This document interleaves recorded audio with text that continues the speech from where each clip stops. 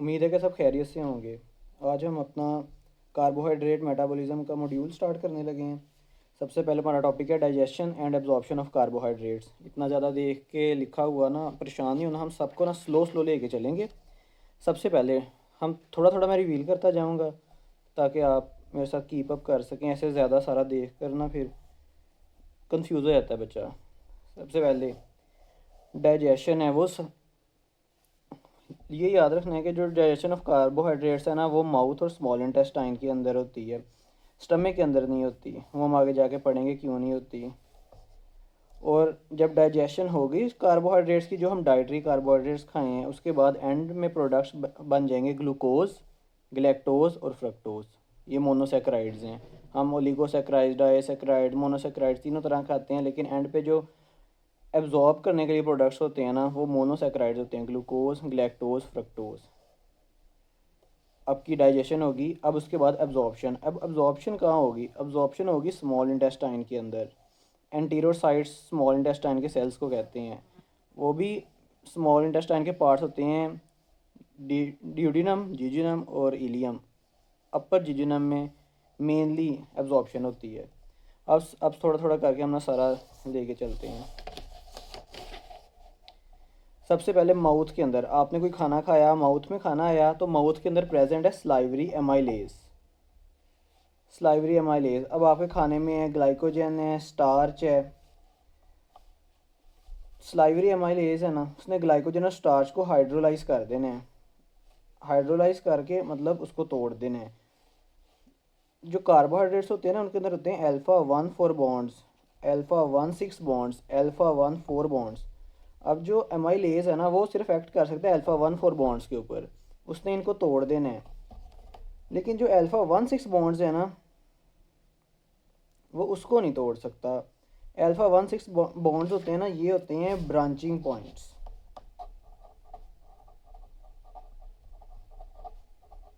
मतलब कोई कार्बोहाइड्रेट की चेन है ना, वो ऐसे लीनियर चेन है, उसके साथ जो ब्रांचेस लगी होंगी ना दूसरे स्ट्रक्चर आपके एमाइलोज की, ये जैसे लीनियर एमाइलोपेक्टिन है, ये ब्रांचिंग है, इसके अंदर होगा अल्फ़ा 1 6 बॉन्ड जो ब्रांचिंग पॉइंट्स थे। एमाइलेज है ना वो ब्रांचिंग पॉइंट्स को नहीं तोड़ सकता।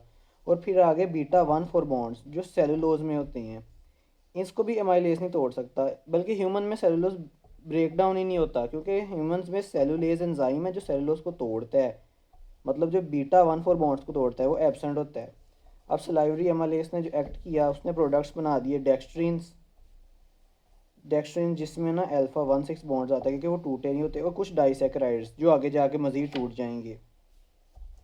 अब जो सलाइवरी एमाइलेज हमने पढ़ा था पहले कि डाइजेशन ऑफ कार्बोहाइड्रेट्स ना स्टमक में क्यों नहीं होती, वो इस वजह से नहीं होती क्योंकि जो स्टमक की एसिडिक पीएच है ना वो एमाइलेज को इनएक्टिव कर जाती है। अब माउथ से स्टमक में चले गया कार्बोहाइड्रेट्स, अब स्टमक से अब इंटेस्टाइन में आ गए हैं। अब पेनक्रियाटिक अल्फा में अमाइलेज है, ये अब स्मॉल इंटेस्टाइन में। अब पेनक्रियाज की सिक्रीशंस किसके अंदर जाकर ड्रेन करती हैं? स्मॉल इंटेस्टाइन के अंदर। अब पेनक्रियाज की सिक्रीशंस स्मॉल इंटेस्टाइन में गई, इसमें पेनक्रियाटिक एमाइलेज था, उसने जो स्टार्च था वहाँ पर, जिसमें डेक्सट्रिन, माल्टोज और माल्टोट्रायोज, उसको तोड़ना है।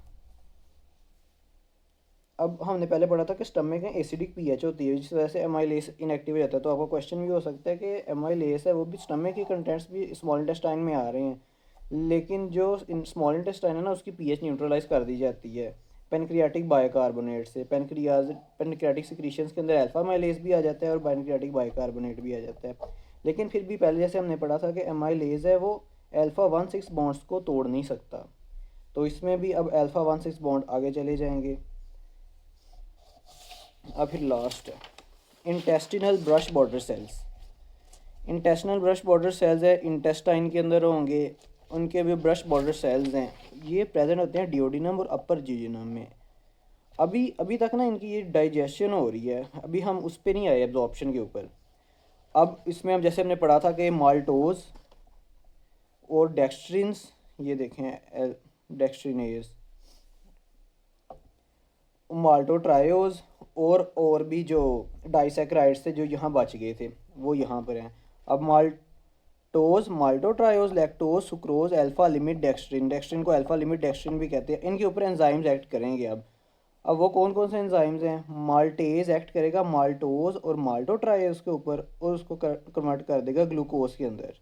लैक्टेज लैक्टोज पे एक्ट करेगा, उसको कन्वर्ट कर देगा ग्लूकोज और ग्लैक्टोज के अंदर। और फिर सुक्रेज एक्ट करेगा सुक्रोज के ऊपर, उसको कन्वर्ट कर देगा ग्लूकोज और फ्रक्टोज में। अब जो हमने जैसे पहले पढ़ा था एमाइलेज, वो तोड़ नहीं सका उनको अल्फा 1,6 बॉन्ड्स को, ब्रांचिंग जो बॉन्ड्स हैं। आइसोमाल्टेज वो वाहिद एंजाइम है जो ये डेक्स्ट्रिन पर एक्ट कर सकता है, इसके वो 1,6 बॉन्ड्स तोड़ देगा, इसको फिर ग्लूकोज में कन्वर्ट कर देगा। आप अपने फाइनल प्रोडक्ट्स कौन से पढ़े थे? ग्लूकोज, ग्लैक्टोज और फ्रक्टोज बन जाते हैं ना। आप देखिए इधर भी ग्लूकोज, ग्लैक्टोज और फ्रक्टोज बन गए। नीचे ये लिखा हुआ है isomaltase is the only enzyme that can break alpha 1,6 glycosidic bonds. यह हमारी डाइजेशन तो मुकम्मल हो गई है। अब इसके एंड प्रोडक्ट्स हैं ग्लूकोज, ग्लैक्टोज और फ्रक्टोज। अब डाइजेशन होगी स्मॉल इंटेस्टाइन में ना अभी हम, तो अब यहीं एब्जॉर्प्शन होगी। एब्जॉर्प्शन स्मॉल इंटेस्टाइन से अब ब्लड में जाएंगे सारे एब्जॉर्ब होकर।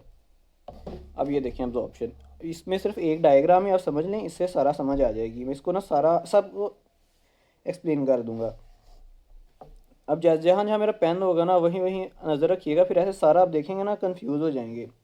एब्जॉर्प्शन होगी इंटेस्टाइन के अंदर, अपर जेजुनम हमने भी जैसे पहले पढ़ा था।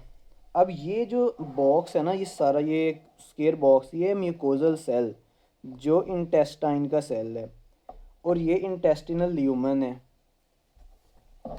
लेफ्ट साइड पर। राइट साइड पे ब्लड कैपिलरी। जैसे ये आपका इंटेस्टाइन नहीं है, इसके अंदर ये होंगे ऐसे म्यूकोजल सेल्स, और ये आपका ना इंटेस्टाइन के इर्द गिर्द सारा ब्लड पड़ा हुआ है। अब आपके ग्लूकोज, ग्लैक्टोज, फ्रक्टोज ये इधर हैं। अब इन्होंने एब्जॉर्ब, डाइजेस्ट तो हो गए हैं, अब इन्होंने एब्जॉर्ब होने हैं, म्यूकोजल सेल से निकल के ब्लड में जाने हैं। अब हम वो पढ़ने लगे ये कैसे जाएंगे।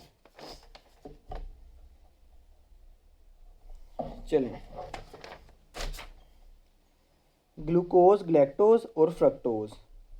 अब सबसे पहले ना हम इसको पढ़ते हैं, ग्लूकोज और ग्लैक्टोज। फ्रक्टोज अलहदा एब्जॉर्ब, एक अलहदा पाथवे से एब्जॉर्ब होता है, ग्लूकोज ग्लैक्टोज अलहदा से। ग्लूकोज ग्लैक्टोज है ना, ये यूज़ करते हैं sodium glucose link transporter SGLT1। इसका मैं बताता हूँ क्या होता है। ये SGLT1 है ना, ये एक एक्टिव ट्रांसपोर्टर है।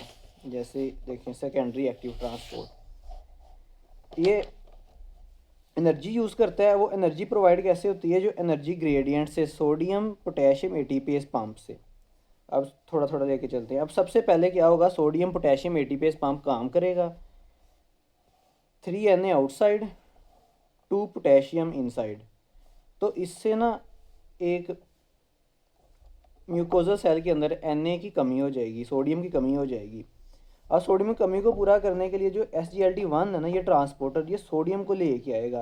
अब जो ये ट्रांसपोर्टर सोडियम भी साथ लेके आएगा, जिस लिखा है सोडियम ग्लूकोज लिंक ट्रांसपोर्टर, तो साथ साथ ग्लूकोज और ग्लैक्टोज भी साथ आ जाएंगे। सोडियम के साथ अब ग्लूकोज ग्लैक्टोज अंदर आ गए। अब ये देखें, ये ग्लूकोज और ग्लैक्टोज हैं और ये सोडियम है। सोडियम ने वापस अपना वही सोडियम पोटेशियम ATPase पंप में वर्किंग में चला जाना है। और अब मेन बात है ये अब्जॉर्ब कैसे हो रहे हैं। अब ग्लूकोज है, ग्लैक्टोज है, ये गए हैं फिर इधर बेजोलैटरल साइड के ऊपर। बेजोलैटरल साइड वो होती है जो ब्लड वाली साइड पे हम पढ़ रहे हैं ना, ये बेजोलैटरल साइड है जहाँ ब्लड में अब्जॉर्ब होगा। और ये इंटेस्टिनल वाली साइड है वो लुमिनल साइड है। अब जो बेजोलैटरल साइड पे होगा ना, वहाँ पड़ा हुआ GLUT2 ट्रांसपोर्टर। अब GLUT2 ट्रांसपोर्टर है वो सिंपल ही डिफ्यूजन के ज़रिए ना ग्लूकोज और ग्लैक्टोज को ब्लड में डाल देगा। ये अब कवर हो गया कि ग्लूकोज और ग्लैक्टोज कैसे एब्जॉर्ब होते हैं। सबसे पहले एक्टिव ट्रांसपोर्टर के ज़रिए SGLT1 सोडियम के साथ अंदर आएंगे, और उसके बाद बेजोलैटरल साइड पे GLUT2 लगेगा और फिर ब्लड कैपिलरी में चले जाएंगे। अब नेक्स्ट हम पढ़ते हैं फ्रक्टोज। अब जो फ्रक्टोज है, फ्रक्टोज के लिए ना अलहदा एक ट्रांसपोर्टर है, उसको कहते हैं GLUT5, जो कि फैसिलिटेटेड डिफ्यूजन यूज़ करता है। आप ऐसे याद कर लें, F से फ्रक्टोज है, F से फैसिलिटेटेड डिफ्यूजन है। जैसे अब ट्रांसपोर्टर्स याद रखने हैं, ग्लूकोज और ग्लैक्टोज का sodium glucose link transport SGLT1, और फ्रक्टोज का GLUT5 लुमिनल साइड पे। बेजोलैटरल साइड पे जो होगा ना एब्जॉर्प्शन के लिए ट्रांसपोर्टर, वो GLUT2 ही यूज़ होगा। फ्रक्टोज GLUT5 के ज़रिए अंदर एंटर हुआ है फैसिलिटेटेड डिफ्यूजन से, और फिर GLUT2 सिंपल डिफ्यूजन से ब्लड कैपिलरी में आ गया। अब ये दोनों तीनों चीज़ें ग्लूकोज, ग्लैक्टोज और फ्रक्टोज ब्लड कैपिलरी से आगे लीवर में चले जाते हैं, आगे जाके इनकी ग्लूकोनियोजेनेसिस या फिर और इनको एनर्जी के लिए यूज़ किया जाएगा ग्लाइकोलिसिस के, वो हम आगे चैप्टर्स में पढ़ेंगे। ये SGLT1 की एब्रीवेशन है, sodium glucose link transporter secondary active transport, ये एक्टिव ट्रांसपोर्ट यूज़ करता है। और GLUT2 और GLUT5 हैं, ये ग्लूकोज ट्रांसपोर्टर्स होते हैं, ये कोई एनर्जी यूज़ नहीं करते। इनकी डिटेल्स हम नेक्स्ट लेक्चर में पढ़ेंगे, जिसमें हम ना इनको ट्रांसपोर्ट सिस्टम्स पढ़ेंगे ग्लूकोज के। अब इसके बाद अब एब्जॉर्प्शन और डाइजेशन हमें मुकम्मल होगी, एब्जॉर्प्शन भी होगी। अब इसके रिलेटेड हम क्लिनिकल्स कर लेते हैं। सबसे पहले हमारा क्लिनिकल लैक्टोज इंटॉलरेंस, मतलब जो शख्स, हमने आपने कभी सुना भी होगा कि मैं लैक्टोज खाता हूँ तो ब्लोटिंग होने लग जाती है, डायरिया होने लग जाता है, वही हम पढ़ने लगे लैक्टोज इंटॉलरेंस के। जो शख्स लैक्टोज की इंटेक करता है ना, वो उसको टॉलरेट नहीं कर सकता। अब लैक्टोज की इंटॉलरेंस का मतलब क्या है कि जो लैक्टोज है ना वो एब्जॉर्ब नहीं हो रहा, ब्रेक डाउन नहीं हो रहा बल्कि। और लैक्टोज को ब्रेक डाउन कौन करेगा? लैक्टेज, इसमें होगी लैक्टेज डेफिशिएंसी। इसके सिम्टम्स क्या होंगे? डायरिया होगा, वो हम पढ़ेंगे क्यों हो जाता है, ब्लोटिंग होगी, क्रैम्प्स, एब्डोमिनल क्रैम्प्स होते हैं, पेन और गैस होगी। Diagnosis hydrogen breath test. अब ये पढ़ लेते हैं लैक्टोज इंटॉलरेंस असल में होती कैसे है। स्मॉल इंटेस्टाइन में हमने पढ़ा था लैक्टोज होता है और लैक्टोज पे लैक्टेज एंजाइम एक्ट करता है और उसको ग्लूकोज और ग्लैक्टोज में कन्वर्ट कर देता है। अगर लैक्टेज की डेफिशिएंसी होगी तो लैक्टोज तो टूटेगा नहीं, फिर आगे मूव कर जाएगा वो। स्मॉल इंटेस्टाइन के बाद आ गया लार्ज इंटेस्टाइन, लैक्टोज चलेगा लार्ज इंटेस्टाइन के अंदर। अब लार्ज इंटेस्टाइन के अंदर होते हैं बैक्टीरियाज, वो लैक्टोज के ऊपर ना एक्ट करते हैं, इसकी फर्मेंटेशन कर देते हैं और इसे 2 carbon metabolites acetic acid, 3 carbon metabolites lactic acid में कन्वर्ट कर देते हैं और हाइड्रोजन और CO2 में कन्वर्ट कर देते हैं। अब जो लैक्टोज है ना वो ऑस्मोटिकली एक्टिव कंपाउंड है, तो वो H2O का ना साथ ही खींच लेता है। अब लार्ज इंटेस्टाइन के बाद तो आगे जाके हम एक्सक्रीट करते हैं लार्ज इंटेस्टाइन के कंटेंट्स, तो H2O साथ है। H2O जब बॉडी का लार्ज इंटेस्टाइन में आ गया, एक्सक्रीट हो गया, फिर डिहाइड्रेशन हो जाती है और ये सारा उसमें फिर वाटर काफ़ी आ जाता है ना, वाटरी स्टूल्स आ जाते हैं, मतलब डायरिया हो गया और डिहाइड्रेशन हो गया, ब्लोटिंग हो गया साथ ही। हाइड्रोजन ब्रेथ टेस्ट डायग्नोसिस है कि किसी को लैक्टोज इंटॉलरेंस है, वो कंप्लेन करते हैं लैक्टोज, हम हाइड्रोजन ब्रेथ टेस्ट करेंगे क्योंकि जो बैक्टीरिया ने ना लैक्टोज पे एक्ट किया था उसे हाइड्रोजन में कन्वर्ट कर दिया था, तो ये ब्रेथ में आ जाती है हाइड्रोजन। मैनेजमेंट क्या करनी है आपने, उन्हें कहना है कि मिल्क अवॉइड करना है क्योंकि उसमें लैक्टोज होगा, और लैक्टेज ट्रीटेड मिल्क या फिर यूज़ कर लेना है, या उनकी टैबलेट्स जिसके अंदर मिल्क के अंदर ऑलरेडी प्रेजेंट होता है लैक्टेज, या अगर नहीं तो उसकी जगह योगर्ट और चीज़ कर लेनी है खाने के लिए। उसके बाद है सुक्रेज आइसोमाल्टेज डेफिशिएंसी, ये भी उसी की वजह से होता है। ये सुक्रोज इंटॉलरेंस है, किसी ने सुक्रोज इनटेक किया तो सेम वही मैंने उसमें सिम्टम्स भी वही होंगे, डायरिया, ब्लोटिंग, क्रैम्प्स, लेकिन इसमें वॉमिटिंग भी हो जाएगी। लेकिन इस इतना इंपॉर्टेंट नहीं है sucrase isomaltase deficiency, lactose intolerance ज़्यादा इंपॉर्टेंट है। इसमें भी मैनेजमेंट है कि सुक्रोज की फिर डाइट को रिस्ट्रिक्ट कर दें, या फिर एंजाइम रिप्लेसमेंट थेरेपी, मतलब जो एंजाइम है ना सुक्रेज, इसी को ही हम देना स्टार्ट कर देंगे। तो इससे हो गया आपका लेक्चर एंड। अब हम ना एक समरी कर लेते हैं पूरे लेक्चर की। अगर आपने कुछ भी नहीं पढ़ना ना, या आपने कुछ पढ़ भी लिया, आपने सारा कर भी लिया, आपका कोई टेस्ट वगैरह आ जाता है, तो बिल्कुल 1 मिनट की रिवीजन के लिए आप, मैंने ये समरी लिखी है, अब ये कर सकते हैं। इसका नाम अब रखा हुआ है मैंने express summary. 1 minute. Carbohydrate digestion होती है वो माउथ के अंदर स्टार्ट होती है, सलाइवरी एमल है इसमें, स्मॉल इंटेस्टाइन, पेनक्रियाटिक एमल है इस, और एंड पर फाइनल प्रोडक्ट्स जब ये डाइजेशन होगी तो ग्लूकोज, ग्लैक्टोज और फ्रक्टोज बच गए।